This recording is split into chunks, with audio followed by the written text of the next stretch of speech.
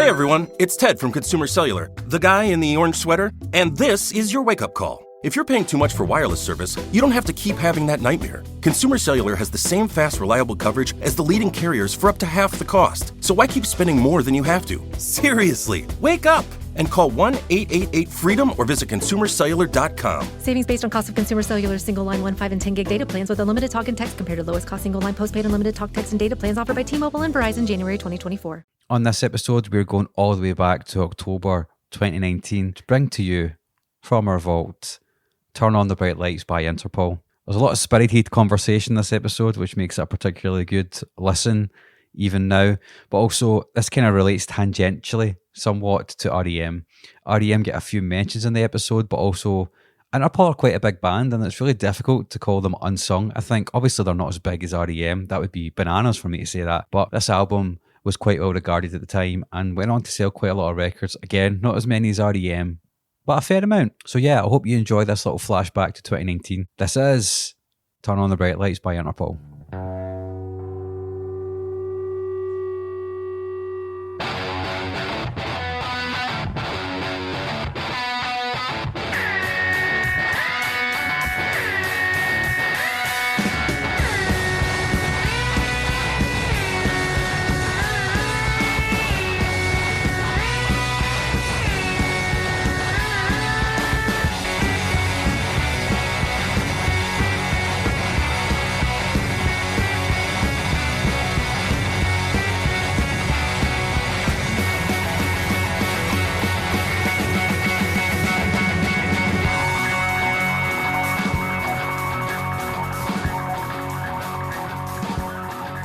Hello, audience.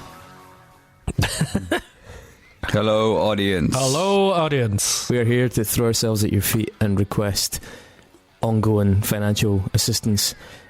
David has now joined me in the ranks of people with giant gaping holes in the crotches of our breeks. And Mark will no doubt not be far behind.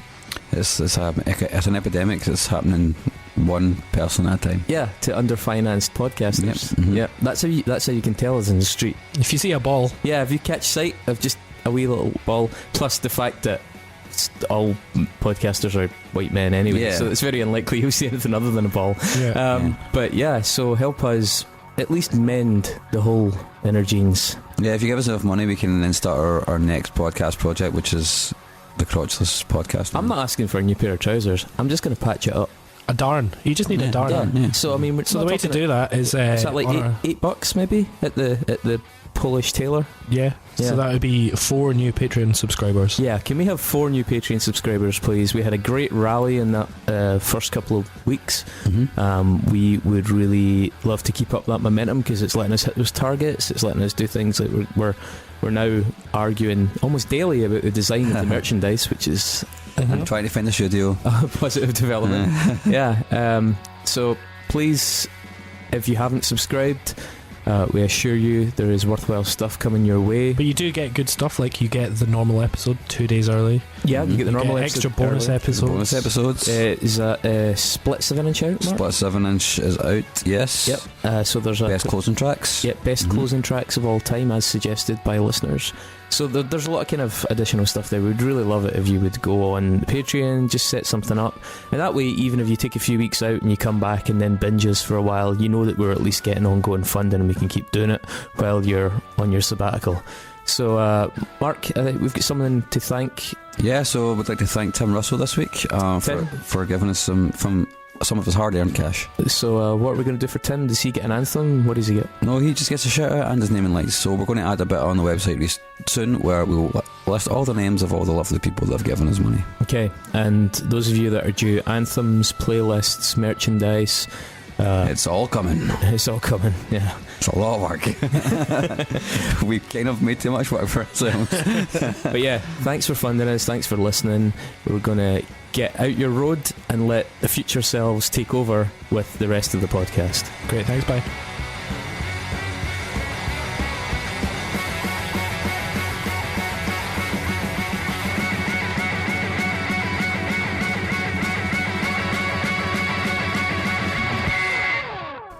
Man, we're in the future now. Holy shit. Oh, How did that just happen? This is a podcast. Digital podcast times. Tonight, everything I say, I will say it in a baritone register. Oh dear. How are you this week, Chris? I have been listening to this all week. Me too. Oh, really? Yeah. Yeah, it's been really exciting. What changed? Not a fucking lot, mate.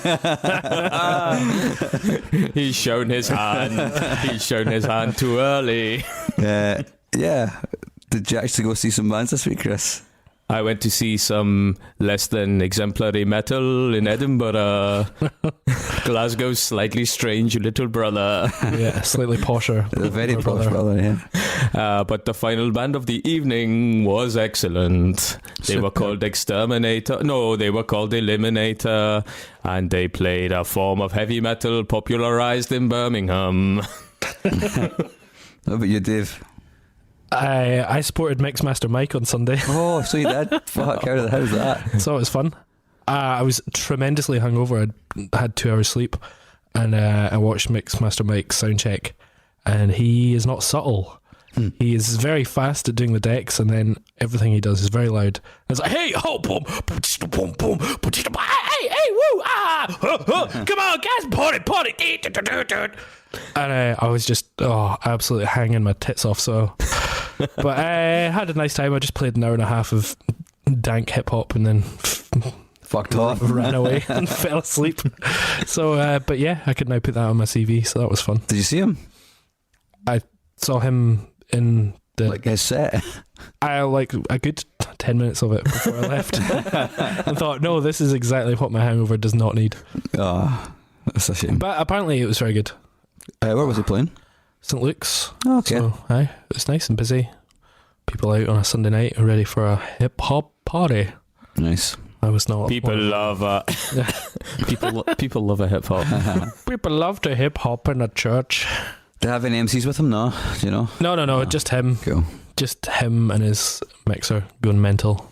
I think it's a shame Dave doesn't get hungover more often these days, because he's good value when he's hungover. You never know what you're going to get. Yeah, that is true. Yeah, no, it's a much rarer occasion now, but Yeah. when they do happen, they You save them up. truly happen. Mm-hmm. So, yeah. Mark, and yourself, did you see anything that lit your world on fire? Well, after the last episode, I ran away and watched Touche Amore and Def Evan in the garage, and it was pretty good. Touche Amore were great. Def Evan were really good. A lot of effects on his voice. So much fucking reverb. It was so high in the mix as well, so it sounded really strange because they're a black-ish metal band. My pal saw them in London like 2 days later and said that he was obviously just fully coked up as well. So I don't know if he was Clearly like very coked up, man. His eyes were like fucking... Wow. Well, They were just Allegedly. like saucers the whole time. Well, he loved to party apparently, but I'll tell you about that later on. Oh, wait a minute. Hey. That's for the subscribers. You get the adult version of the podcast. No, but I actually really enjoyed them. They played for an hour. I didn't think they were that dull. I know you didn't. You think they were dull? I mean, Chris. that's for me. That's good by their standards. Yeah. Yeah. Pretty intense, but it was cool. I was really busy as well, even though, and it was in the garage. So it was The world's not full bad. of mugs. Yeah. Well, there you go. Tell you what I did do. I saw Joker this week, and I did not think it was possible for a film to live up to that much hype, and it really did. It's fucking tremendous. Do you really enjoy it? Oh, it's really spectacular, and the performance is absolutely astonishing.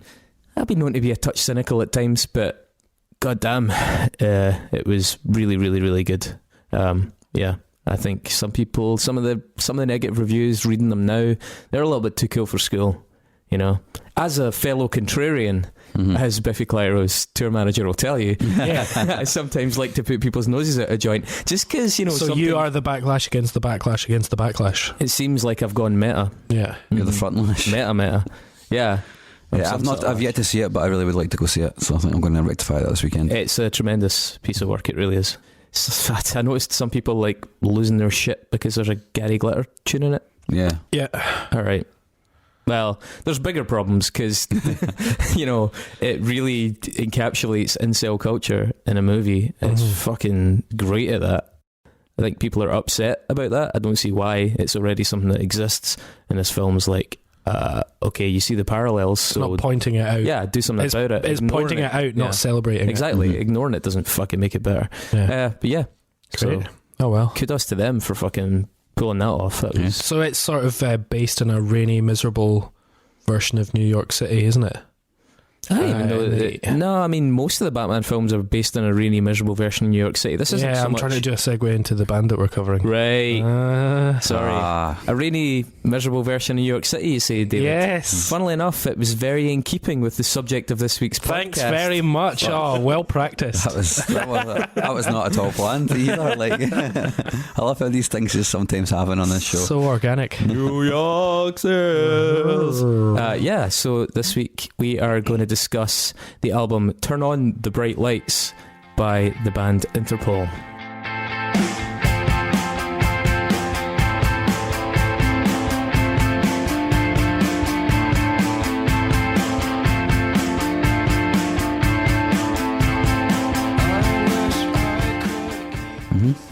And I think this is easily one of the best indie albums of this century.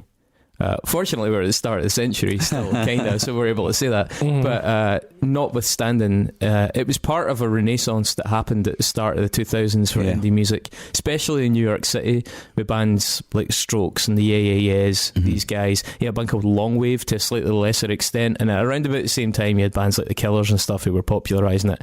By the way, something that maybe didn't need to happen is the Killers cover of Obstacle Number 1 that you can find on YouTube.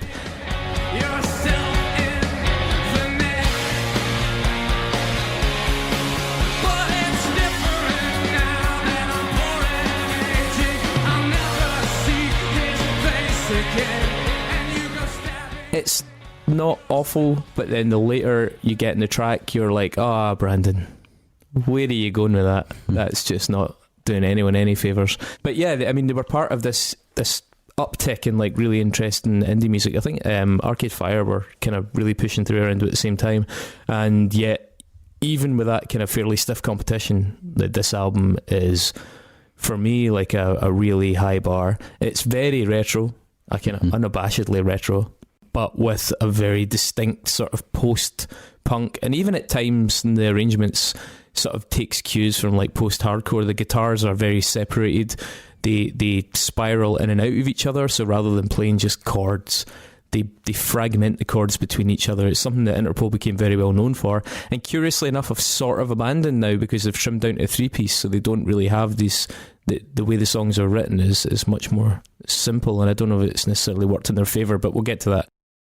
My main reservation about choosing this was it's incredibly, incredibly critically revered. Yeah, it's not really unsung at all. Well, wait a minute though. It's incredibly critically revered. It's like 9.5 in Pitchfork and number 20 in their best of 2000s yeah, list. Generally across the board. But at the same time, it's an album that did not even close to crack the top 100. And I think that's worth taking into consideration because the subsequent albums, Antics, which is a very fucking good record, and Our Love to Admire, that got to number 2 at one point. So commercially, the band's success followed on the back of the strength of this album as they acquired credibility. And indeed, like, I was looking through their past shows, we'll talk about this a wee bit as well, but they very quickly went from playing King Tut's to selling out the Barrowlands. I mean, in the space of 2 months. This was a band that just critically rocketed out of nowhere. And then the success sort of followed much more steadily. But in recent years, they have strayed quite far from that path. Yeah, I mean, straight off the bat, I mean, you obviously gave it away, but this doesn't seem like a band you'd listen to much, Mark. Yeah, no, it's not. It's not a band I would really listen to at all. So now that you've been forced to, Mark. Whatever. It's, aye. This is what you tune in for, folks. That's how they make me feel. Like, that's the music, that's what it sounds like to me. It's like, no, alright, cool. You do that. It's so devoid of anything like passion for me. No passion. Feels completely cold, sterile, emotionless. It's just not for me at all. I think it falls...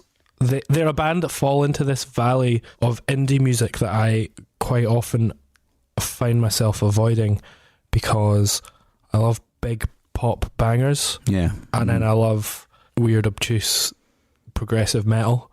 And...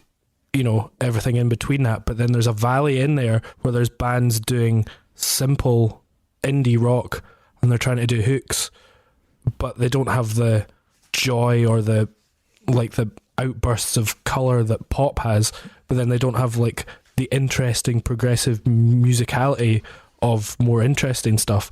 So for me, I've never listened to Interpol because they just don't excite me in that they're not progressive enough in one way, but they're not hooky enough in another way.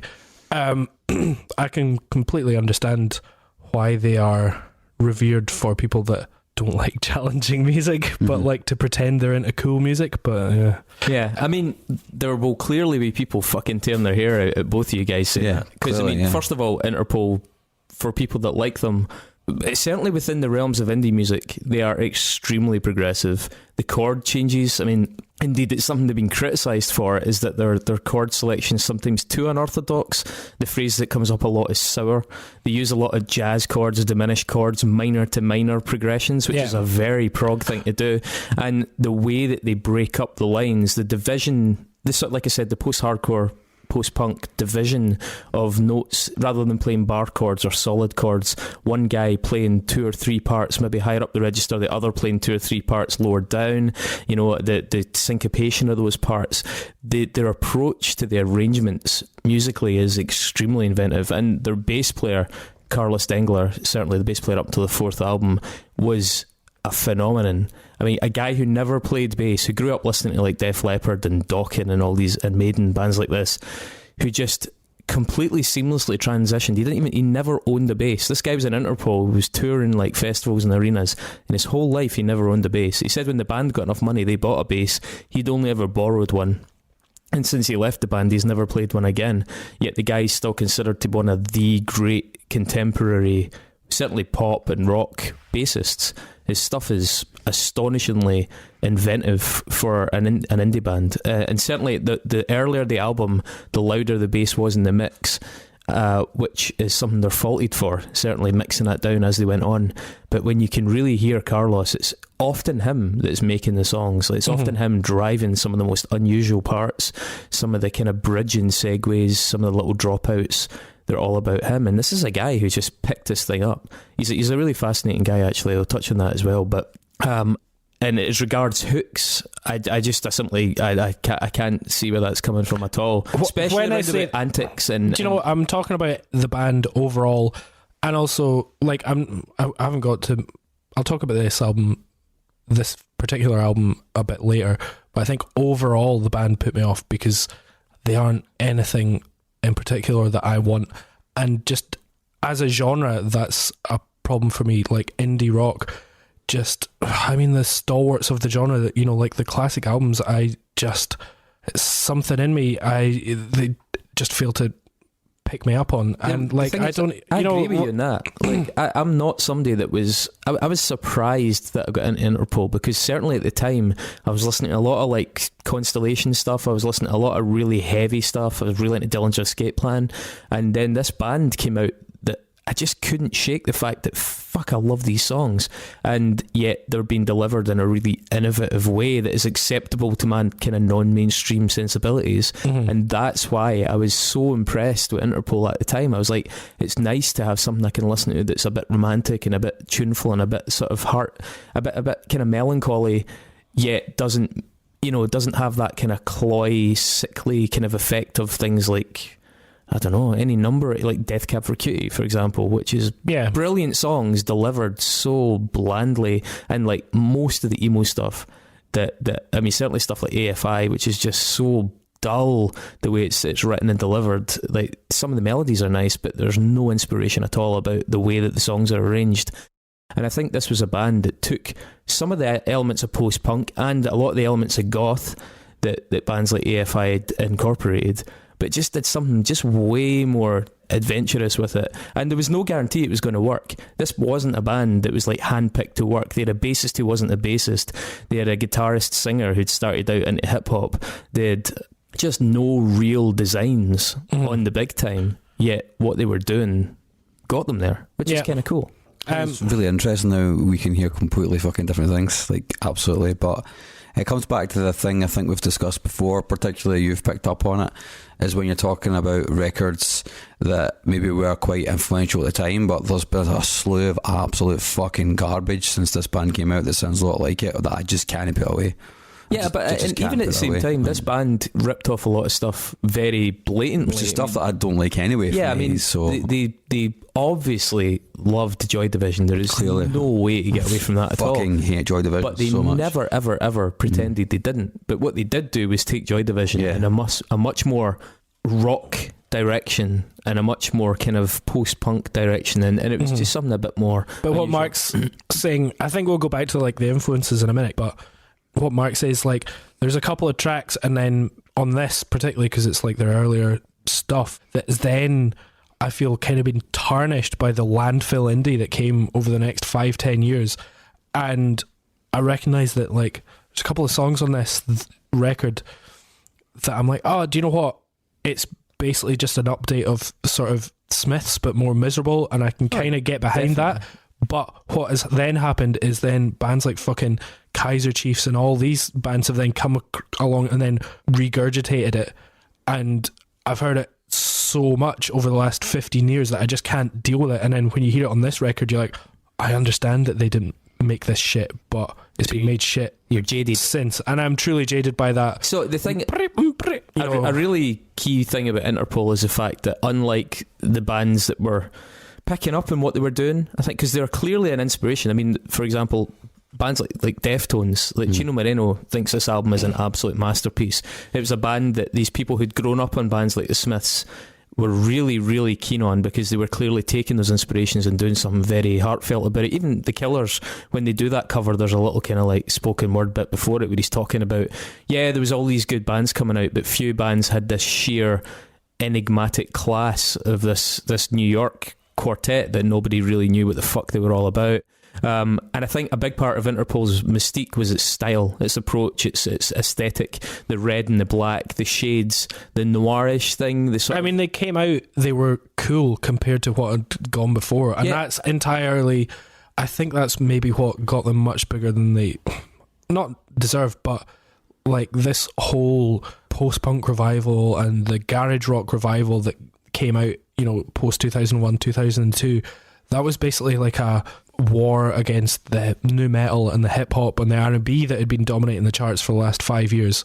And people were like, oh, just some lads with guitars and like, thank fuck they don't have, you know, red baseball caps on and stuff like that. So yeah, they're just so much cool, you know, like these guys, and then the Strokes, and then Franz Ferdinand, they're all coming out at different bits, but like people were just really glad that they didn't have some sort of gimmick. Their gimmick was the fact they were stripped back and they were cool, and I think that gave them extra credibility. Well, I think Interpol did have a gimmick. I think they clearly, when they landed, they were like, but they weren't wearing boiler suits. No, but they were wearing suits and shades indoors, and they very, very rigidly stuck to that kind of wardrobe and that kind of like noirish, gothy aesthetic. Carlos Dengler, Carlos D, as he was known, especially went for almost a sort of like misfitsy kind of like hairdo at times, with the very heavily gelled long fringe and the really intense sort of red and black contrast in his outfits. I think that was a masterstroke in their part. It also really fitted with the whole New York chic thing. They were coming from New York. There was nods to bands like, I mean, they're basically like a mixture of Kraftwerk and Television. That's what their look is. It's maybe taken on board things like the Small Faces from the 60s, who were like one of the kind of first moddy style bands as well. But I think Interpol, whether or not they meant it, that was really key to them getting people's attention. But I don't think for a second they would have held that attention if their music wasn't so interesting. And in particular, if this album hadn't been such a journey, because it's easy to have one or two good songs. The Kaiser Maximo Park's maybe a good example. Maximo Park had one or two actually quite good songs.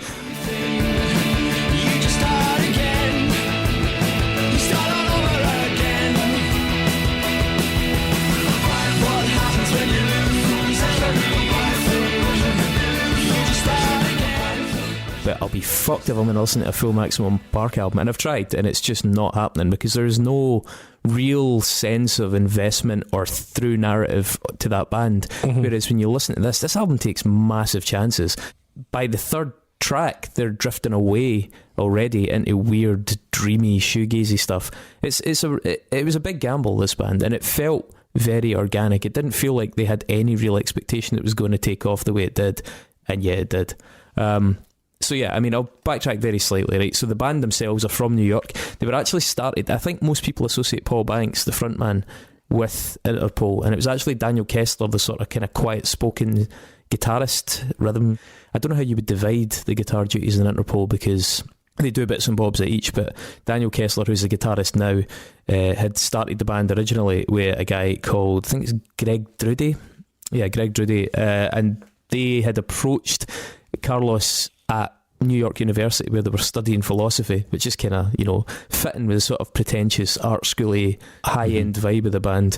And they openly said they approached Carlos because of his style. They were like, there was this guy walking about looking like really cool and gothy and alternative, and they said, do you want to play in a band? He was like, he was a guitarist, he's a total shredder, Carlos Dengler, and he was like, well, we want you to play the bass. He was like, I'll give it a shot.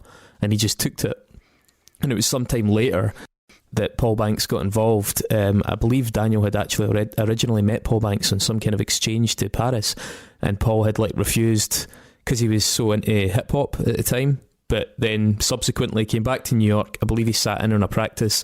Long story short, he joined, and supposedly because of the crappy PA they had in the practice room, that's where his really strong baritone approach developed to his vocals, because he was like, just couldn't get the PA loud enough, and so he was just a lot of time forcing it, this really strong projected baritone. But yeah, so they were like a post-punk, indie, gothy, kind of new wave band. As I said, for me, aesthetically, huge swathes of Kraftwerk, big bits of television, especially in the way the guitars kind of fragment and break up and create the illusion of bigger chords without them actually having to spell it out for you.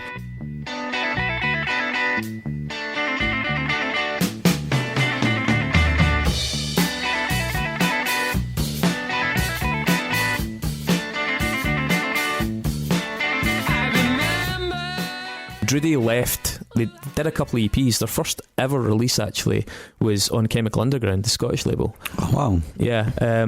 So they were still very, very early in their career at the time.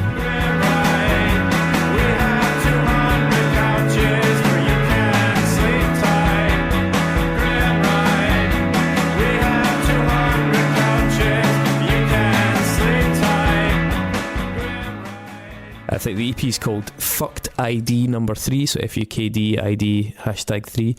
Came out in December of 2000. It was only 1,000 copies. It had PDA on it, which went on to be a really big song for them. It was on their first 4 releases. A track called Precipitate, Roland, which is also on this album, and 5, which I believe had like a working title of Get the Girls.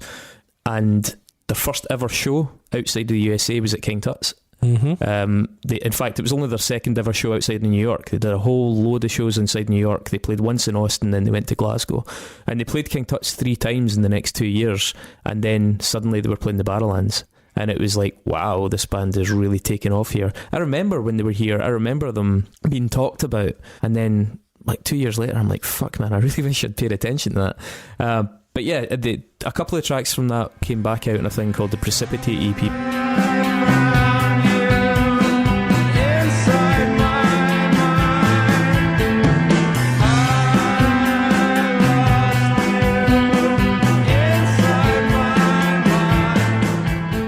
Which they released themselves in the States, given that it was such a small release over here. There was a track in that called Song 7 and a track called A Time to Be So Small, which appeared on Antics as well. So at some point in those 2 EPs, I can't remember exactly when, but Drudy left and they'd played the demos to a guy called Sam Fogarino. I think Sam Fogarino had heard them initially, wasn't too taken, but then really liked where they were going with the music and joined. Sam Fogarino's a tremendous pop drummer. He's a very good drummer. His drum lines are so interesting. He does a lot of snare stuff, which is sometimes a bit incongruous, but works fucking brilliantly. But yeah, they did those EPs. Then they finally did an Interpol EP, which came out on Matador, and that was the start of their relationship with Matador, which is the label through which most of their materials emerged. But yeah, and then Turn on the Bright Lights came out.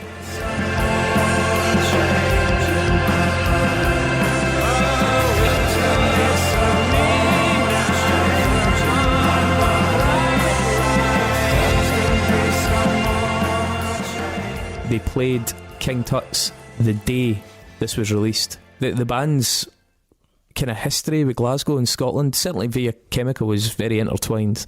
And it's kind of interesting that, because I think at first I assumed there was some kind of Scottish connection. I think Paul and Daniel are actually both English, but they relocated to America really, really early. And then they released a thing called the Black EP.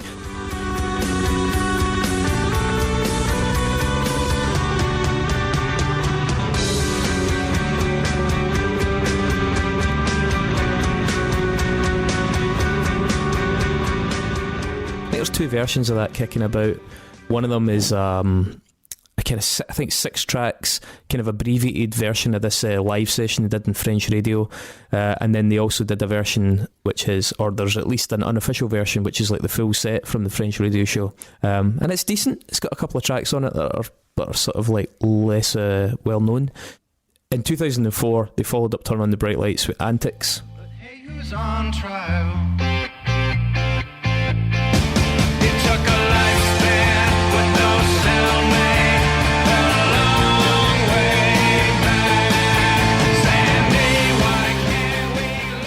Antics is a fucking great album. I think when I went back to see this, I didn't realise there was such a consensus about Turn on the Bright Lights as being their best album. Because certainly anecdotally, amongst my friends that are fans of the band, I think Antics is held in at least the same high regard. It certainly sold more, and it's a lot more. It's got bigger songs on it. Way bigger singles in it. Yeah, it was like number 15 in the US. It was 21 over here. Like I remember when I used to DJ the indie club at uni, Evil was the track from Interpol that I had. There's a bunch. There's Evil, but there's also Slow Hands. There's a track, Come Here. It's way too late to be this locked inside ourselves. The trouble is, like, there's some really, really strong singles in that. They were all top 40 hits in the UK. And I think it was Drowning Sound's best album of the year.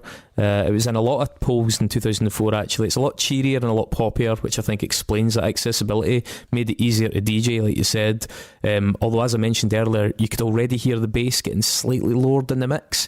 And I think for people that were so enamoured with Carlos D's work, that was a little bit of a concern early on. You see that in some of the reviews. They're like, it's great, but we'd have loved to have heard more of Carlos, as we did previously. Even the opening track in that album, Next Exit, echoes that sort of thing of Untitled from this one. we ain't going to the town.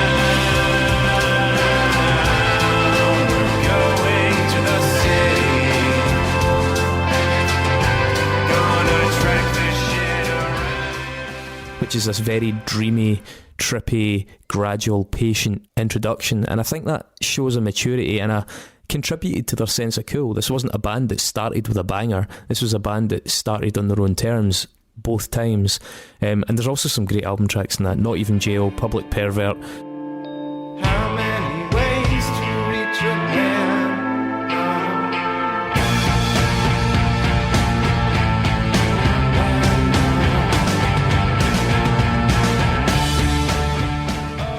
And Length of Love has a fucking tremendous bass line in it.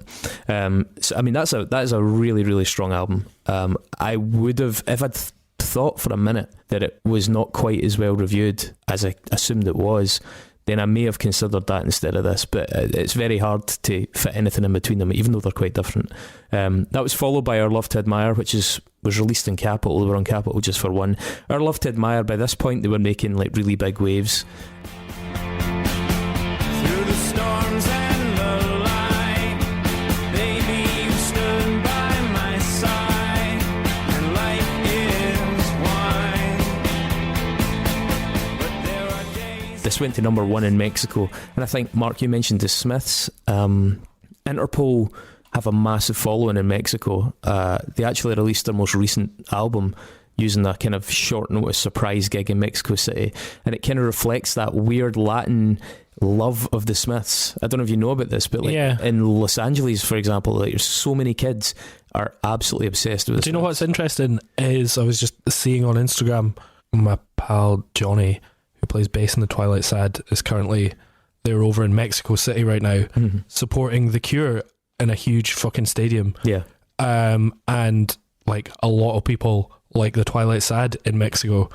A lot of people love The Cure in Mexico.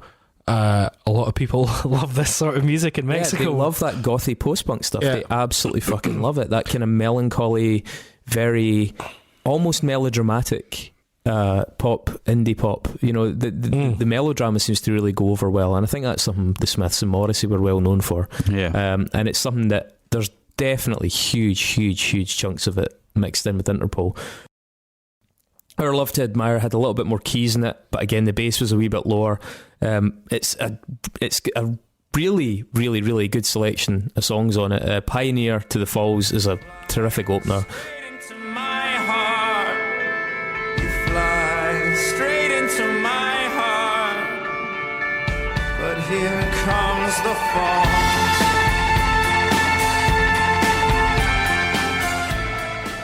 No Eye and Threesome and the Heinrich Maneuver are brilliant singles, like really catchy singles.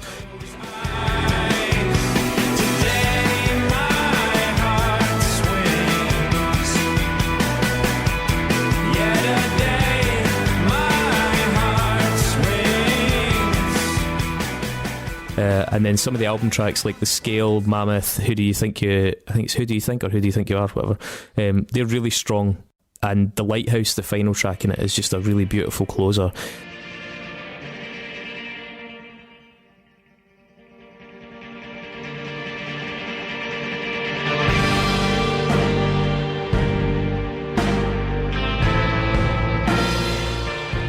The only thing is, there's a couple of weaker tunes in it. There's a song that's quite well known by them called Rest My Chemistry, which I never understood why it was so popular. It seems a bit banal to me.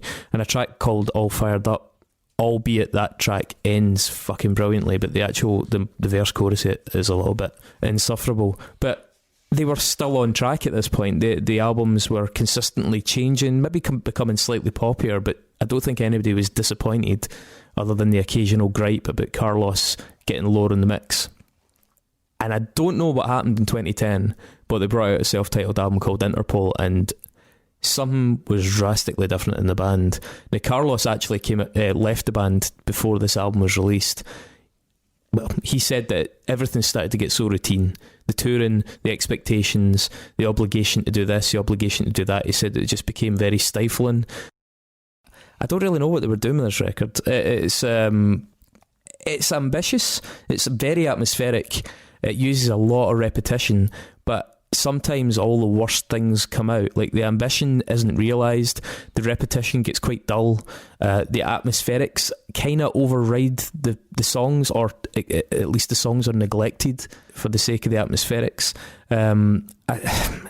It's really, really disappointing, to be honest. The album features Azealia Banks as well, which is just a sign for me, a bad sign that this is a band that's starting to believe its own hype a wee bit, getting people like that in, because that just isn't something that seems in keeping with the band of the first album, Turn on the Bright Lights. The reviews on this album are very lukewarm, albeit inexplicably, when you look at Metacritic, it still gets a bizarrely high rating. I think it's mostly seen as a bit of a cliff amongst people that are really into them, albeit I'm sure super fans find a way to love it. There's a track on it called Lights that I think is one of the best tracks. Teach me to grieve and conspire with my age. All that I can see. But it's very much meagre pickings. Aside from that, yeah, and it was pretty gutting. It was actually pretty gutting, and weirdly left me a little bit scunnered with them. And because they leave such long spells of time between their albums, by the time El Pintor, the fifth album, came out, I wasn't really paying much attention to them, I'll be honest. I was a little bit put off by the sort of pedestrian nature of them by that point. This was seen by a lot of folk as a bit of a return to form. El Pintor, by the way, is an anagram of Interpol, and it also means the painter, so that works out nicely for them. It's the first album they did without Carlos. They'd actually briefly had Dave Pajo, who was in Slint, on bass for them, but then Paul Banks just moved over to bass permanently. There's guest appearances in this one again. I think one of the guys from Bon Iver's on it, and again, it just doesn't feel like Interpol to me, certainly not the Interpol of the first couple of records. There's 5 singles on it, and I really don't think there's 5 particularly good songs on it. It still gets a better rating on Metacritic than Our Love to Admire, which is nonsense. There's a weirdly enough, The Skinnies, an arts paper based in Scotland, and I noticed that one of the standout quotes that I could find from reading reviews of this album was a guy called Gary Cale. So Gary, if you listen to this, I'm going to take issue with you, mate. He called this arguably their strongest since their debut. What the fuck are you smoking, Gary? Yeah, that's definitely not true. It's fucking nonsense. Yeah. But yeah, But I mean, sometimes an album comes along by a band that you've been hoping are good, so you just pretend it's good. And you're yeah, like, oh, do you know? No, I'm just going to give it a pass. it's fucking wishful thinking in the extreme. I think also tellingly, the bass is back up in the mix, but now Paul's playing it, and it's like, well, Yeah. I wonder It's not the same. if Paul had a lot to say at some of the mixes. But yeah, I mean, there's the first track on it actually, All the Rage Back Home. Maybe that's all Gary listened to.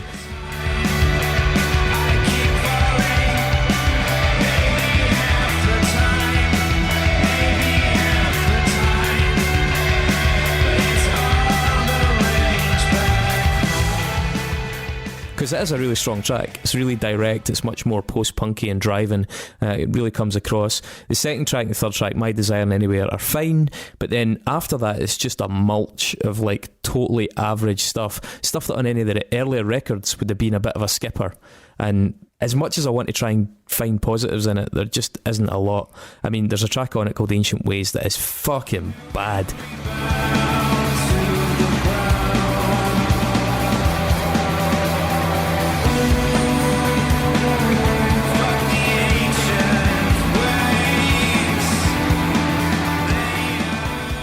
I mean, it's just a mess. Sonically, structurally, it's just a fucking bad song. The album's kind of mundane, it's a bit uninspired, and it kind of sounds, as you were saying, Dave, about the slew of bands that came after them. It sounds like an average band trying to rip off Interpol, which, to be honest, maybe it actually is by this point. I'm not really sure.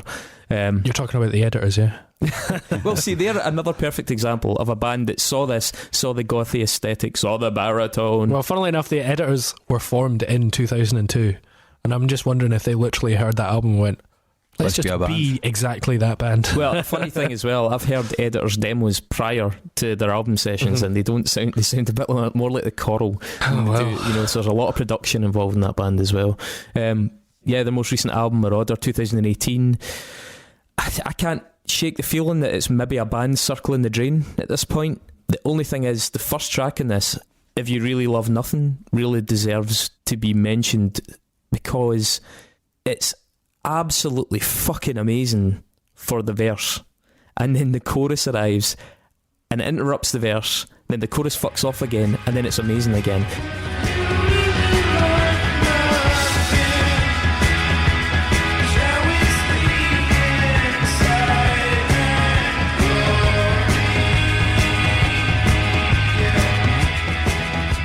It's like if you were like in a bedroom like making out with somebody, and then Fire alarm. your mate just keeps coming in going, oh, I'm sorry, I've left my tobacco, sorry, and he's not a bad guy, but you're like, fuck off. And then 2 minutes later he fucking comes in again, he's like, guys, I'm really sorry, but I've got to get my phone charger, and you're like, fuck it, the chorus keeps arriving and derailing what's actually a fucking brilliant song. And it's the first time they've reached that level of brilliance in a decade easily, and yet they make this really bad decision with the songwriting by keeping it in, and then the end of the track is just over long, and not in a good way, because some of the tracks that Interpol do are quite long and quite indulgent at the end, like PDA, but it's usually in a very considered fashion. This just rumbles on, and it's such a shame, because the verses in this show that they're still a band with great potential moments.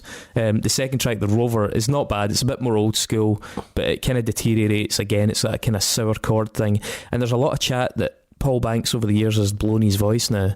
I mean, his voice is, singing in baritone is actually quite taxing on your voice. Totally is. And Paul Banks is a chain smoker. I mean, it's literally part of almost every video they do is Paul Banks smoking or smoke blowing across the camera. It's a big part of their aesthetic, and a lot of the kind of vloggers talk about it. Even like super fans are like, you know, I hate to say this, but I think Paul's done it. I think his voice is just gone, and they're now trying to compensate by way overusing processing on the vocals, using a lot of reverb and a lot of delay, so it becomes really washy. It can become really hard to distinguish between the vocals and the guitars and the keys. It can get dead messy.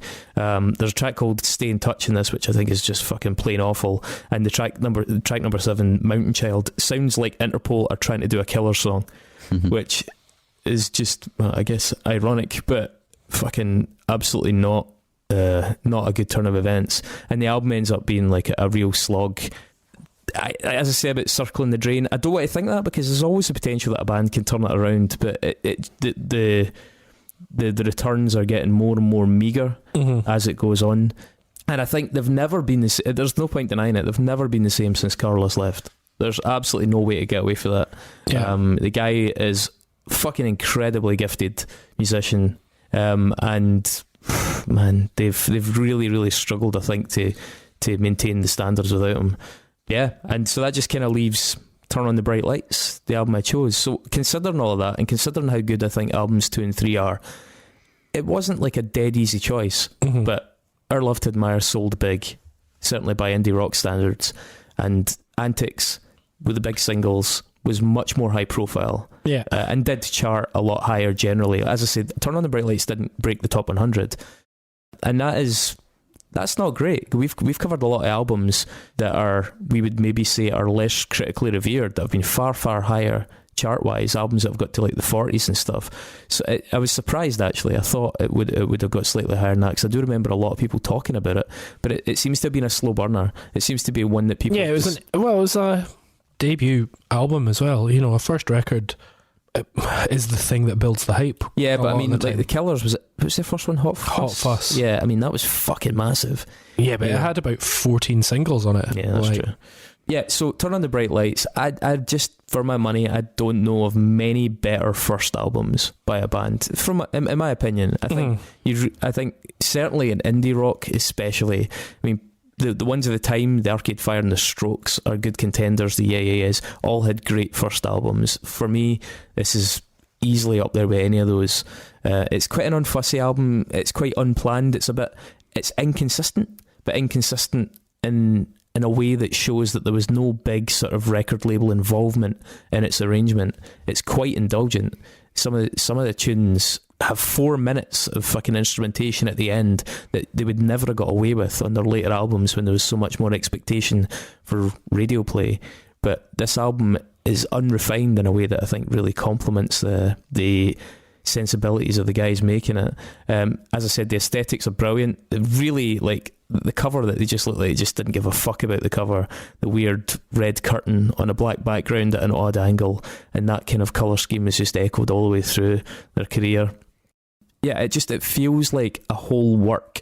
It feels like a band that's been gestating, because I mean, it was like 5 years at this point, more than 5 years actually at this point, that this band had been slowly piecing together this arsenal of stuff. And as I said, the song PDA had been on all their releases, including the demos. So they'd workshopped this music for quite some time, and I think it really shows in a way that some of the later stuff clearly shows it hasn't been. Untitled, the opening tune, again, super nonchalant title, so vague, so in keeping with this kind of like casual smoking fucking New York cool hipster vibe of the band.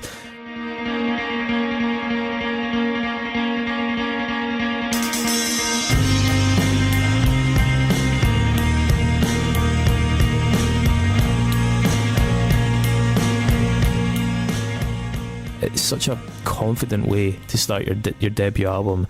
Really sort of like ketamine shoegaze, kind of dreamy sort of fugue state kind of music. I fucking love it. Yeah, like I do like this track. I like it is understated, and I can see the Twilight Sad got a lot from this band. Definitely. But do you know, funnily enough, I think like what this band are to the Twilight Sad are also what like the National are to Frightened Rabbit, i.e.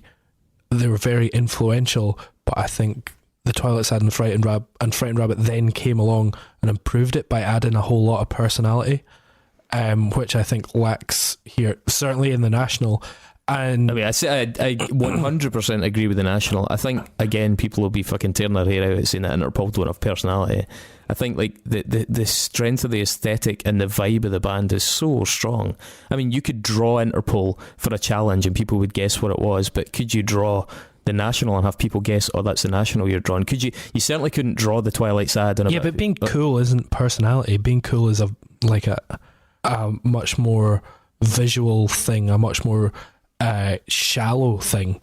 Like a personality is like a deep down heart. I mean, maybe you're. I don't know if there's a lot of objectivity in that, man, because we know the Twilight Sad. Of course there's not, I love the Twilight Sad, but I don't think objectively it's a band with a strong personality. It's artwork's stronger. I think James's delivery is way more personal and emotional and driven than anything Interpol have ever done. I don't agree with that. But I guess we'll just have to disagree on that. I think you're both wrong, so great. Obstacle number 1. This is the track that first got me into Interpol. I just caught the video by accident. I think it was maybe 100 minutes, something like that I was watching. And the video is just so fucking perfectly judged, again, for the aesthetic of the band. I think it looks like an airport departures lounge or something, but it's deserted, and it's the band kind of badly lit, wearing shades, smoking, playing these songs, just looking fucking cool as shit. There is a quite sort of superficial appeal to the sort of shirts and ties, suit jackets, that kind of thing, but fuck, man, it really worked. And the instantaneous nature of the song follows so well from Untitled as well, because you're not really sure where this album's going. It's a very slow start.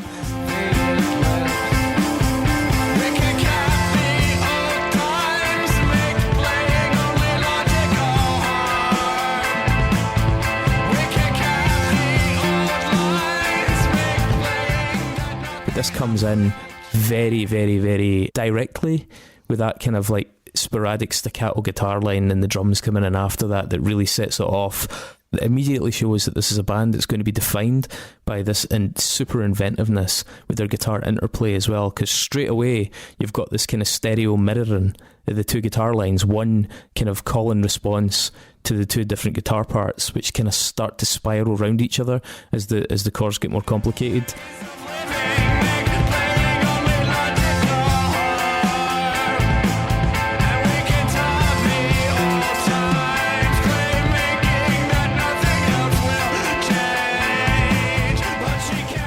I wish I was as high as you are right now, man, because this is not at all, not even at all what I can hear. The actual, not even remotely what I can hear. From a songwriting perspective, the structure of this song is very unusual. If you compare it to your kind of usual verse, chorus, verse, or even like your kind of Idlewild verse, pre-chorus, chorus, it's got way more bits. If you were to sit and learn this, you'd be like, oh fuck, I forgot this bit.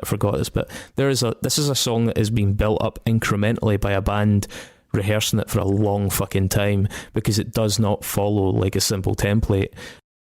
The baritone in it is very strong, and I think that appealed to people right out the gate. And I think one of the things about Interpol, when you combine the aesthetic, the kind of romance, the kind of overwrought romance of it, that Smithsy melodrama, as well as the kind of cool looks and the anti-macho approach. Also, some of the lyrics, I mean, we never mentioned in Untitled, lines like, I'll surprise you sometime, I'll come around when you're down, have this kind of like sort of post-Generation X kind of slacker. It's a very intangible thing, but a romanticism, a kind of sloppy romanticism. I also think the snare drum breakdown at the end of the song is a very unusual decision, but a very, very cool decision before it goes into that outro. I like the drums in that song a lot, and they do kind of interesting things with the guitars, but to me it just sounds like struggling to get drunk in the QMU during the worst indie night in the world.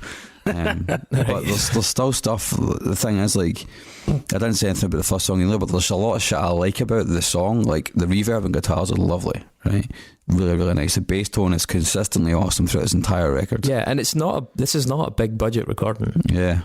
I often like how Lowe's voice is in the mix as well, not because I don't like his voice, but I hate his voice, but that's not why I like it. I like it because it gives it a really nice aesthetic appeal. Do you know what I mean? There's a lot of interesting touches that I enjoy about the music, like from a critical point of view, like great decision production wise. Yeah, well, remember I was saying about the PA being really quiet in the practice room. the album reflects that. The album, like the voice is sunk into the music because the album was trying to capture what they heard in their music, and they'd become, given that they came from nowhere and they were in some cases a band of not actually a band of guys that were on instruments that did not come naturally to them.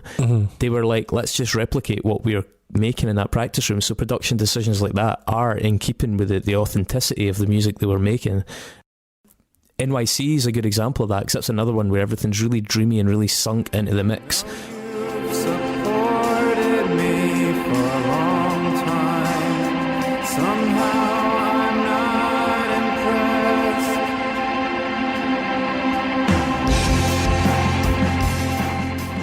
impressed. It's a really unexpected downbeat turn so early in an album. Like you've started quiet, but then you've got it going, and I think people could sort of be like, oh, they've done a fake out, right, okay, now it's going to get going, but then they kind of slink it back down again. Decisions like that also still appeal to that sense of like a band that are cool enough and confident enough, even at this really early stage in their career, to take chances like that. It is a chance when you're sequencing an album, especially one that's got kind of bangers later on, well, bangers inverted commas, but faster tracks later on, to do this so early. The drumline in this, I think, is fucking genius, because it's such a simple song and it could have been really boring, but he's offset the snare in such a clever way, all the way through the lines.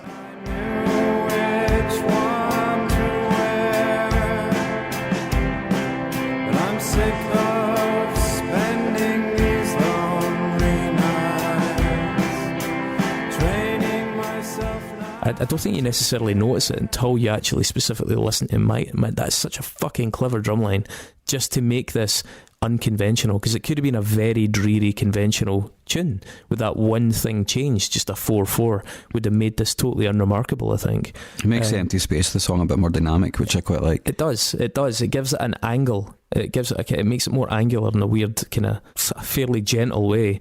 Dreadful lyrics though. I actually disagree, because I think I'm sick of spending these lonely nights training myself not to care. The subways are porn on the pavements of the R.E.M.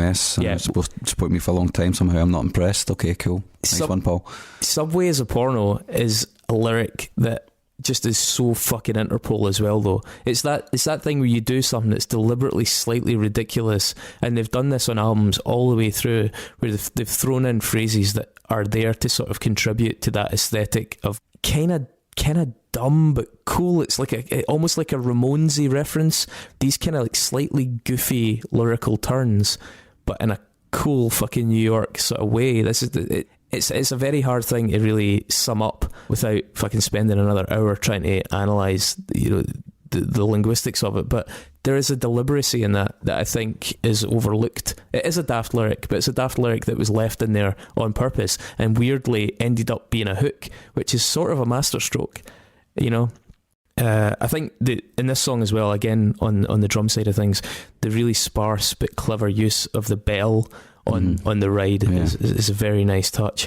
And the second vocal that comes in, which I think is Daniel, is just this sort of like nursery rhyme echo in the background that just builds it up without them lashing on loads of layers of guitar and distortion.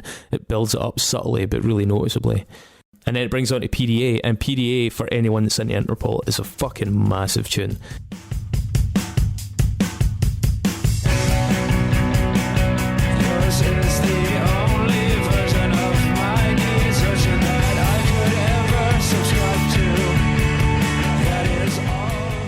It's a massive, massive tune. It was also a game changer in terms of arrangement. I think, a lot of people cite the Pixies as being that kind of like loud, quiet, which obviously Nirvana then took. But PDA and the way that they structured this tune, I think it's underestimated how many bands this has influenced. And obviously Interpol didn't invent this, but they certainly popularised it for a new generation of indie songwriters, having this like verse chorus song, which is good in its own right. It's a really great song. It's very direct, it's very minor, it's kind of driving, it's a nice car song, and the bass line in it is that dead serpentine sort of approach to bass playing up and down the neck that Carlos has really complements the tune. But where it comes into its own is the outro.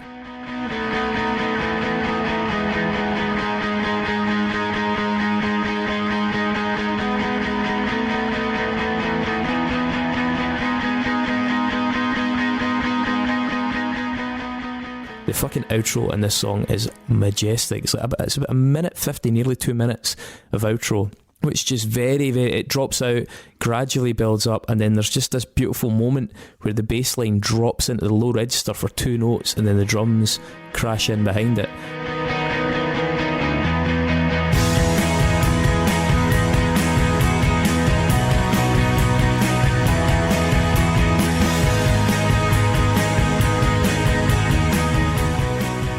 And then it takes you on this beautiful, just sort of rolling, melodic, intertwining guitar outro with a keyboard over the top of it, and then the vocals become quite sort of ghostly and just kind of like gently howled with loads of reverb. It's fucking just such a fucking great bit of music in the outro to PDA, and I'm not surprised it was on all their early releases, and it is just iconic in terms of the band's reputation. I don't think they would have been the band they are without that song, and without that song ending the way it ends. It's fucking massive. Now, you were talking about Smiths. Say Hello to the Angels is a Smiths song.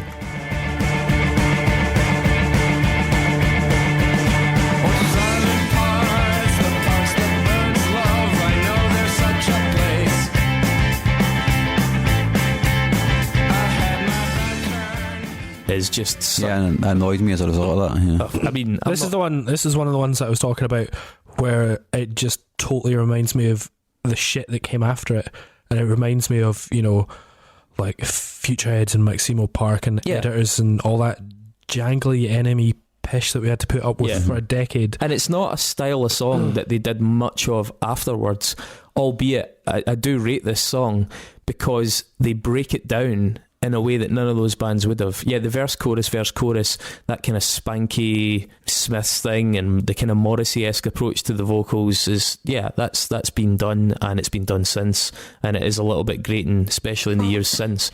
But the way they disassemble this song, the way the drums break down, the way the guitars break down, and they start to syncopate and they start to call and response.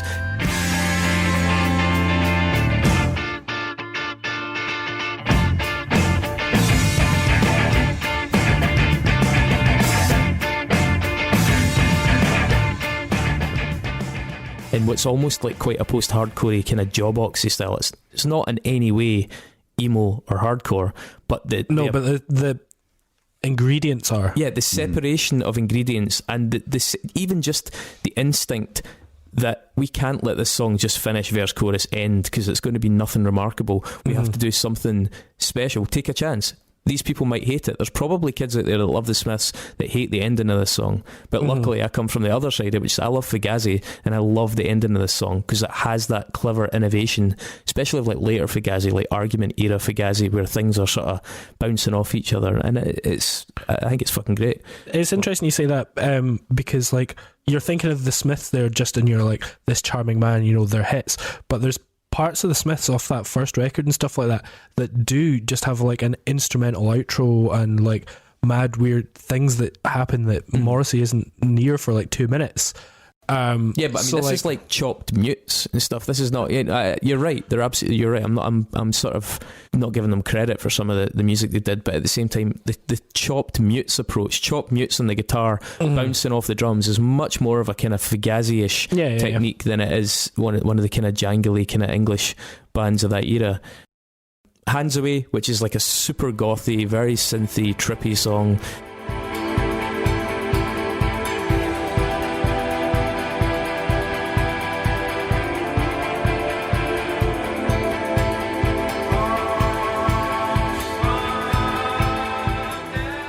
Pacer.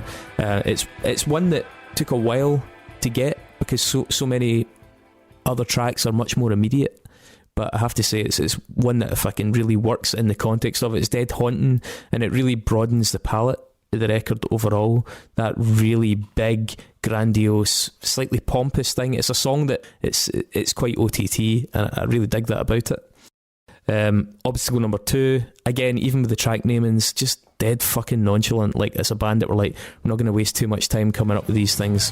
And I'm smart enough to try. You don't trust yourself for at least 1 minute each day. Well, you should trust in this girl, 'cause loving obstacle number 2, it starts in a really normal fashion, but it kind of diverts in some really odd ways during the song itself. There's a couple of like quite aggressive bits. I think it's about 1:30 and about 2:30.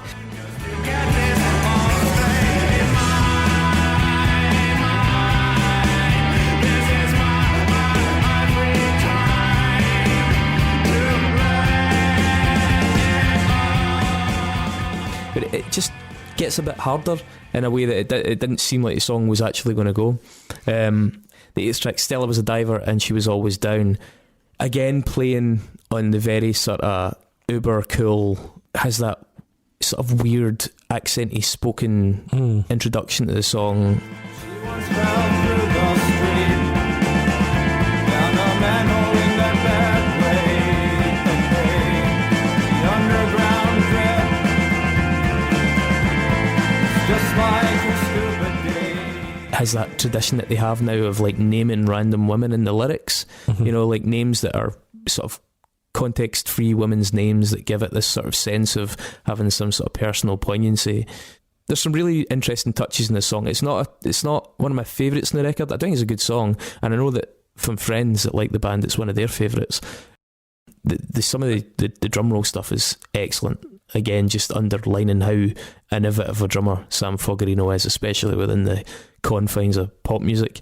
I think there's a couple of wee bass breaks just before choruses that just do not sound like a guy who was raised on heavy metal, and that's to his credit that this guy grew up listening to all these fucking ripping bands, hair metal bands, and yet he has these massive disco instincts when he's doing these. I think on this track, like I think the songs on this album live or die by the strength of their vocal hook and melody for me.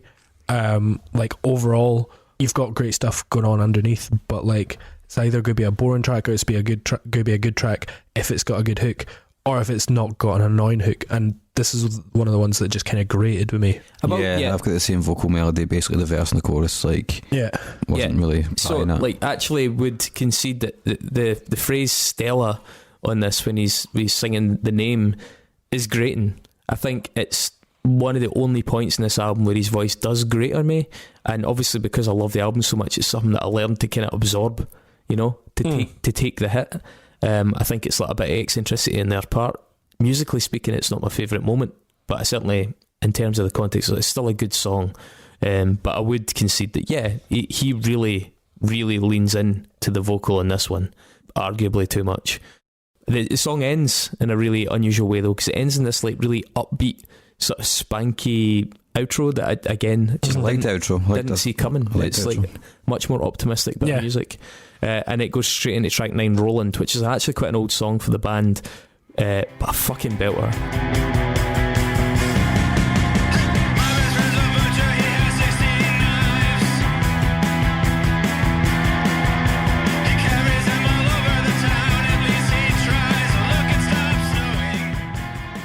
This is them at their most post-punk, really fast, really direct for an indie band. The come on whispers, there's a couple of wee whispers through it that just add like a nice wee kind of element of cool. I think tonally it's a fucking brilliant song. The tones of the guitar and the bass in this are tremendous, and there's an ending that kicks in from about 3 minutes onwards, this kind of big guitar refrain.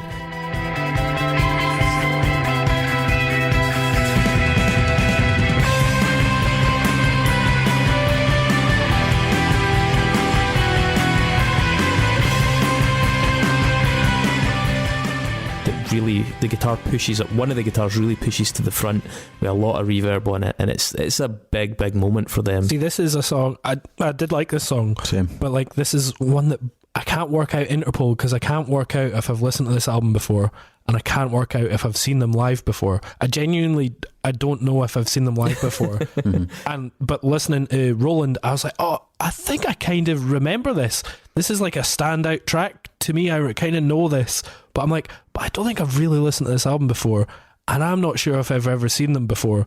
So I don't know if it's just because they're taking things that I've heard before, or they're, you know, bands have then taken stuff from them. I mean, this is a standout track to me on the record, but it just also reinforced the fact that I truly don't know where I stand with them, because they're so, I don't know, they float in this grey cool cloud. that I've never been in before. Red and Black. Yeah. I mean, I think it's a testament to the diversity of this record, that this track's on it and NYC's on it, and also the last two tracks, the new and Leif Erikson, are further testimony to that end. The new starts and ends like two completely different songs.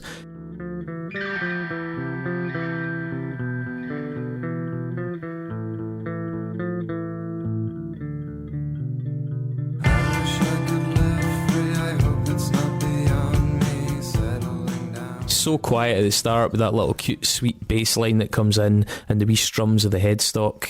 It's a really close, a really personal soft vocal, and there's a couple, like a nice kind of little chorus lift to something that's quite beautiful, but then it suddenly just changes and the track takes this really noisy minor atonal turn.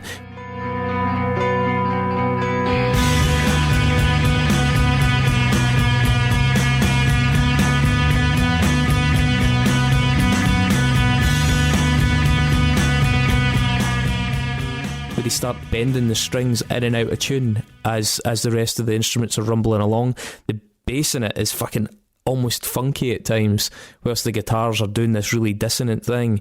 And that track alone is like a microcosm of the completely polar opposites of this band. You know, the things they can do, not just in the space of this one album or their career, but in one song. You know, it's an indulgent track, but I think it's an indulgent track in a way that encourages other musicians who like it to take chances in their music, because I think it works. And the final track, Leif Erikson, by the way, the Norse explorer who was the first man to America long for Christopher Columbus in the 10th century. I like that song. Also invented the Sony Ericsson phone.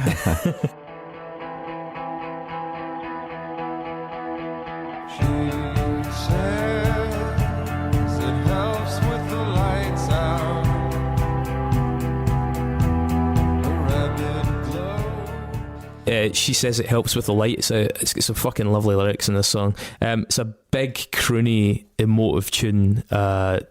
Lyrics like it's like learning a new language. They're moments that Interpol fans they get the gush. They close the eyes and they sing along with them live. It's just a really lush song. And I think the outro is just one final moment of gorgeousness. I just think it's a tremendous ending to the album.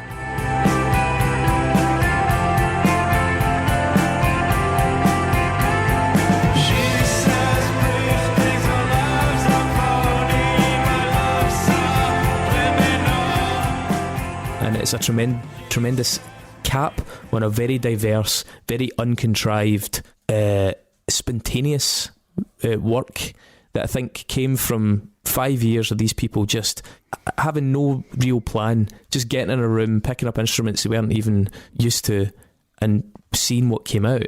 And then actually, as you said, with the approach to the production and stuff, replicating it authentically. And it just really struck a chord with people when it landed. I think what came after it was much more of an attempt of the band to try and be a bit more deliberate. And I think certainly for the first two albums after that, it really worked. But then went badly off track in recent years. But I just love how sincere this record is, and yet the fact that it was so accomplished. Because a lot of sincere attempts at albums are flawed because they're very naive, or they don't land, or they get something right but not the other thing right. For me, and for the many people I know that fucking really treasure this album, I think it just represents like indie music, especially at its most relevant and poignant. So it's going in then? Well, I hope so. I think it's an absolute classic. I really do. Mark? I actually felt it was quite insincere. I think they are unapproachable, completely unapproachable. And have you met them? Every capacity. Like, I wouldn't want to meet them because they just seem like dicks to me. They seem Man, have you ever seen Carlos being interviewed? He's a fucking gem. I'm sure he is. They seem really elitist to me, and I don't like that. Oh, they absolutely are. That's exactly the aesthetic they're going for. I really hate that. I like... I'm a Prince fan, so obviously elitism is definitely a thing, right? But can I hit the Prince alarm? You definitely should hit that shit. No, it's just the vocals are a huge thing for me, as you know. Nah, not at all. Like, I mean, it's Marmite. Some people fucking hate the baritone thing, but for me, a lot of people have tried it. Most of them fucked it.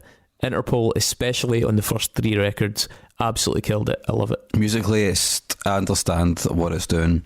It sounds very nice a lot of the time. It sounds cracking. Pretty much the whole record sounds Chicks fucking dig it. cracking, man. But it's just, it just feels so empty to me. I mean, it's cold wavy. There's no getting away from that. It's like there's a long history of that kind of stuff in New York, and it definitely aesthetic as well borrows from that cold wave legacy. Absolutely. Yet the analog approach to their playing and recording, I think, more than compensates for that coldness. I think that's the thing. It's a nice balance. It's the reason that the video for Obstacle Number 1 was in an empty airport departure lounge. It's that emptiness, as you say. They do embrace that. I think it's very intrinsic to what they're trying to do. It pushes me away too much, and then there's also the other layer of it, which I can't remove, and obviously it's got complete blinders on. It's like it just sounds like so much dross that's come afterwards that I can't put myself in that moment. Like obviously we've all done that. All done it with records we've done here. Like we just can't put ourselves in that moment. So no, I don't think this band needs discography. Yeah, I'm with Mark in terms of it sounds really nice and it sounds great, and I was listening into the car on the way here and I'm just like, it's a nice kind of warm place to be when I'm concentrating on something else, but when I actually go to it, nothing captures me. It's like the good bits are when they like meander into this like post-punk, post-rock sort of thing, but then I'm like, I mean, we did fucking Cult of Luna last week, and like they then take that and go beyond with, like, literally beyond with it, and just go so far and experiment. And that's where I personally want my music to go. Or when they've got like the hooks, which I really like. There's some really good bits. Like I really love NYC, like that hook. And then, I mean, I think Evil was like a great tune on the next album and stuff like that. But I don't know. Overall, this album kind of defines my relationship with indie rock or indie, in that it's like, I've gone along parallel with it for like 15 years, where all my friends listen to it and love it, and this is the sort of shit that they're into. And because I've worked at student radio and then put on gigs in Glasgow, I've ended up going to a lot of gigs like this, and I've been to festivals, and I've seen television do Marquee Moon, and I've been to see The Cure, and I've seen Echo and the Bunnymen and all that. Oh yeah, they're one that we've not mentioned, and that's that. Yeah, Killing Moon, that kind of vibe is very much. And I hear lots Gang of these of Four bands as well. We didn't mention Gang of Four, and Gang of Four is a big part. I hear lots of these bands, and they're in playlists, and they're in the car, and I pick up bits of it, and some of it I really like. But then no matter what, when I am on my own, I never fucking put it on. I'm going to be listening to Cult of Luna or Meshuggah or Venetian Snares or Bjork or Aphex Twin, because they go somewhere extra. They're not this like middle ground. I don't want to just deride indie rock as a thing, though. It's something. Oh, I do. I mean, you are, that's fine. That you're not going to, and I am in the vast minority here. I sit in my office of a music promoter, an indie music promoter, and we put on gigs like this constantly, and we listen to music like this constantly in the office, and all my friends listen to this, and when we go to fucking clubs, it's what they're asking for, and blah blah blah. None of it, I've never ever got it. I've never picked up on it unless there's something fucking dramatic or weird or personal about it. And like that happens occasionally. There's like an indie band that I really like, and I go, yeah, I fucking understand it. But this, I know that it's good at what it is, but it never ever ever captured me.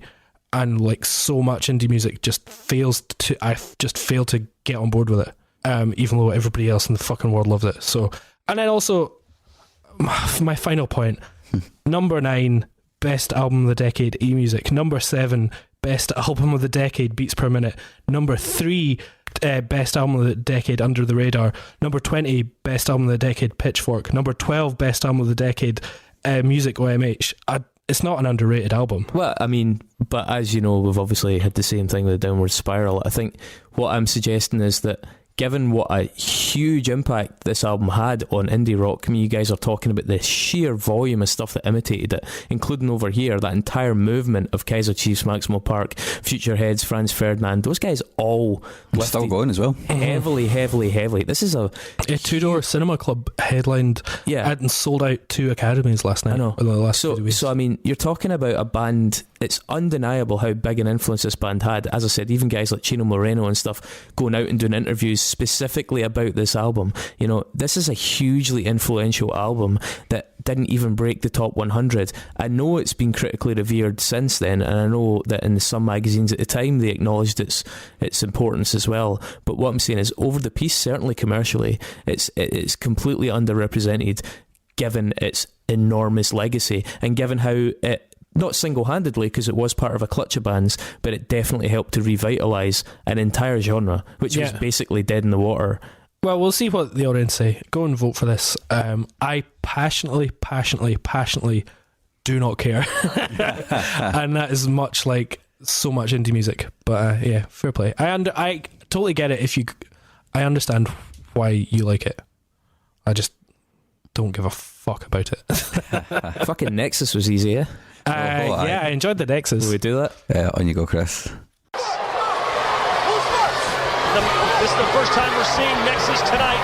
Will it be the last? What do they have in store for us? Not good.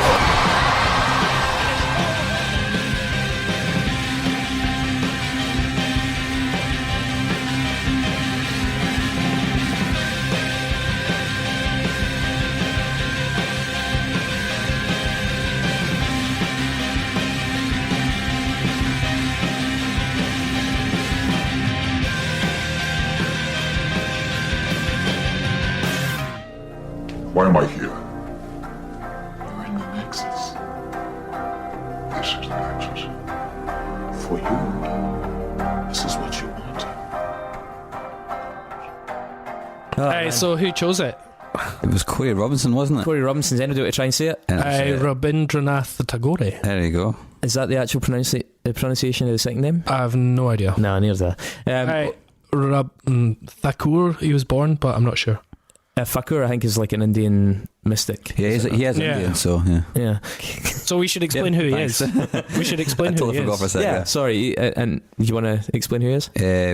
Poet, playwright, polymath, basically. Artist, from India. Yeah. Gentleman. Yeah. Outspoken. Very outspoken. Opponent of nationalism and things like that. Yeah, he was. He actually seems like a really fucking interesting character. Yeah, absolutely. Big pals with a lot of prominent people at the time, which will maybe pop up in some of these next Starting with Interpol, the drummer of Interpol, or the main drummer of Interpol, Sam Fogarino, says that one of the bands, and maybe the band that switched them on to kind of alternative pop and indie rock, and the potential for that was The Cars. Great band. Well, do you know what? Some great songs. Never listened to an album. But some great fucking tunes. Well, he was saying that he grew up obsessed with the first two LPs, and then the third LP, whatever it's called, I don't know, really sealed the deal for him. But he said it was through The Cars that he got into stuff like Talking Heads and Devo, and that's all stuff with relevance to New York and CBGBs and all that kind of crew. So Elliot Easton was the lead guitarist for The Cars. By the way, considered amongst some sort of guitar aficionados as one of the most underrated guitarists, sort of like pop rock guitarists of all time. Played some really, really recognisable and quite excellent solos in some of their stuff. Just what I needed, being a perfect example.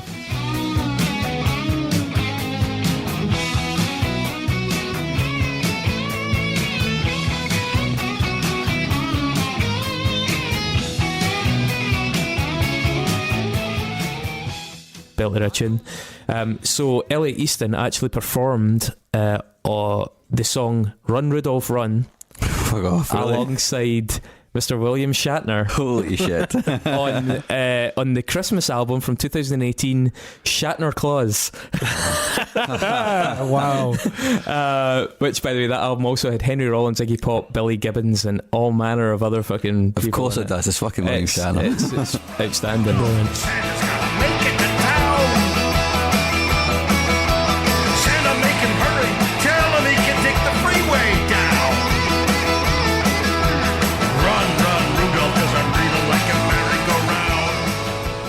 Yeah, William Shatner's Christmas album from 2018. Give it a listen. In 1962, a film was released directed by Roger Corman called The Intruder, and in it William Shatner played a guy called Adam Kramer, And basically, The Intruder was based on a 1959 book by Charles Beaumont, and that itself was a sort of fictionalised version of the events of 1956, around about the time of the US Supreme Court case Brown versus the Board of Education, which was the case that sort of determined school segregation and prohibited it, and ordered it was Clinton High School in Tennessee to desegregate, and there's all those famous pictures of black pupils being bussed in and all the shit that those people had to deal with. Learned a lot about that at Memphis National Civil Rights Museum. It's really, really interesting. Absolutely, really, really interesting. Anyway, so those protests, the protests against the desegregation, so the protests against the black students coming back, were actually spearheaded by a guy called John Casper.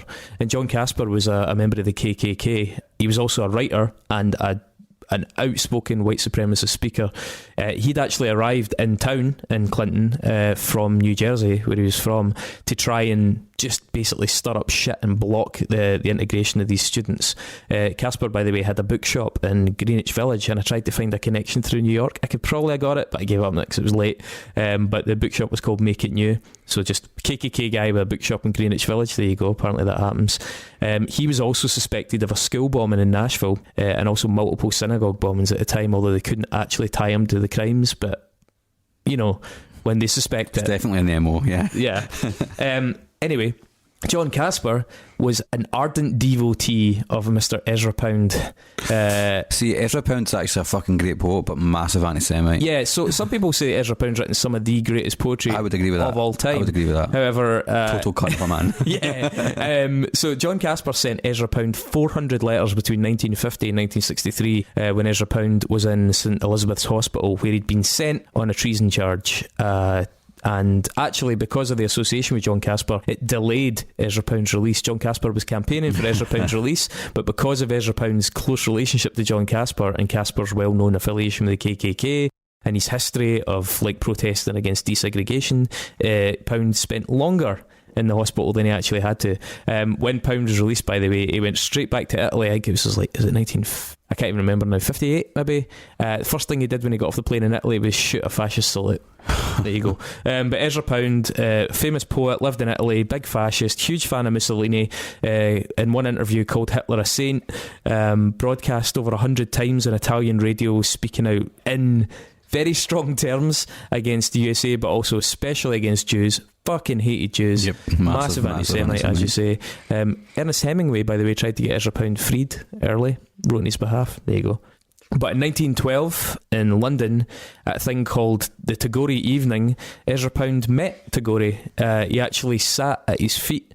He was apparently a huge fan, which is ironic given the Tagore's outspoken stance against nationalism.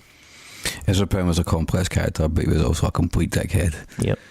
I spent a lot of time in the madhouse. Yeah, in the loony bin, yeah, totally did. Well, you'd skirted me, but didn't quite. Good. I only went to graze you. So, I mean, Interpol, we've talked about, took a huge influence from New Order. Mm-hmm. Funnily enough, in an interview with LA Weekly, they were chatting to Peter Hook of New Order.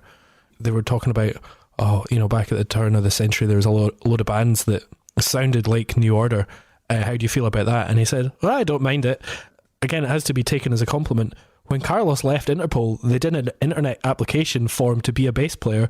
I applied and didn't get picked. That's pretty cool. I applied. I wonder if Dave Pajo applied on that.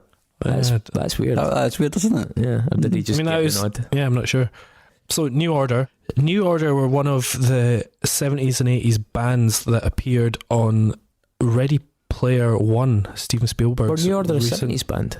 No, it's 70s and 80s. So one of the bands from the 70s and 80s. Right, okay, sorry. That appeared on Ready Player One, David. Which is like this big retro gaming thing.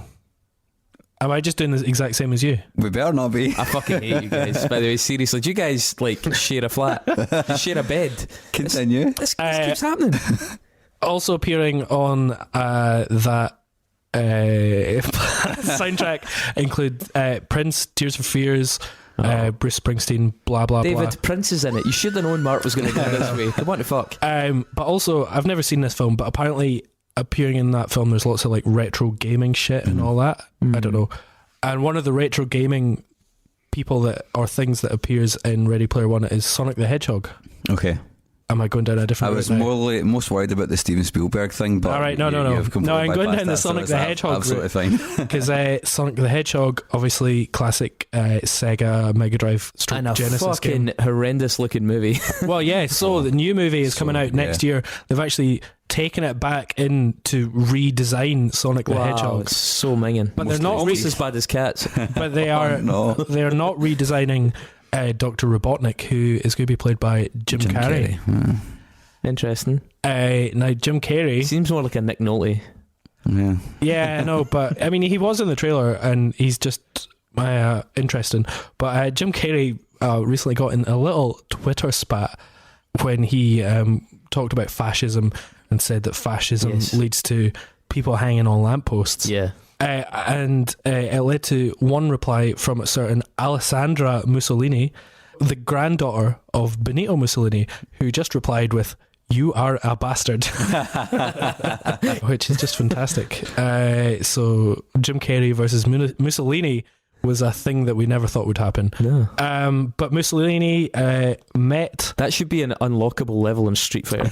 Yeah, exactly, I know. Mussolini met Tagore in 1924 in London, and Tagore said some kind of nice things about him as well, actually, funnily enough. But at the time, that was before he got involved with the whole war. The whole fascism. Oh, yeah. So... here's my next. The song Obstacle #1 was the second single from Turn on the Bright Lights. The video was directed by Floria Sigismundi, and she was recently brought on board to direct the Steven Spielberg produced film The Turning. I believe it's her directorial feature film debut. The Turning is based on a novella by Henry James called Turn of the Screw, and Henry James was actually nominated for the Nobel Prize in Literature in 1911, 1912 and 1916. And Tagore was the first non-European writer to win the prize in 1913. Oh, that was short and sweet. Right, okay. Pretty good. Functional. All right. Well, there we are. That was... Right, I'll emotionally recover from that. Mark, it is your choice next week. Who would you like us to talk about? So next week we're going to do Figure 8 by Elliott Smith. Elliott Smith. Yeah. He's pulled the trigger. Yeah, I think we're going to do it at some point, and we had a brief discussion about it a couple of weeks ago. We've talked about him a few times. Yeah, we actually had a weird discussion about it where it seems as though we've kind of both come to the same opinion. Yeah. And there's going to be... I mean, I've got 2 weeks in a row of indie music that all my friends like and I've never given a fuck about, so that's exciting. Suck it up. So this will be interesting. I mean, it's we'll talk about why Elliot probably is not unsung, but it'll be interesting to talk about his legacy and how we now react to him as fully grown adult males. So it should be well, we should draw our nexus. Pick a name. How are we going to get from Elliott Smith to Mowgli from the Jungle Book. Who suggested that? Me. Oh, well done, Mark. Fucking hell. That's fine. That will actually probably not be that hard. I don't know.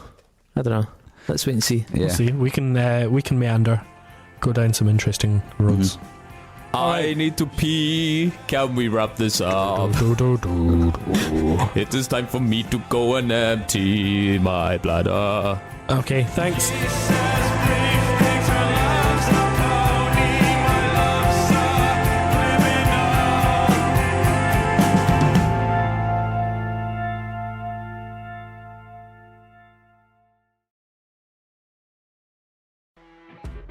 You know when you're listening to a true crime story that has an unbelievable plot twist that makes you stop in your tracks?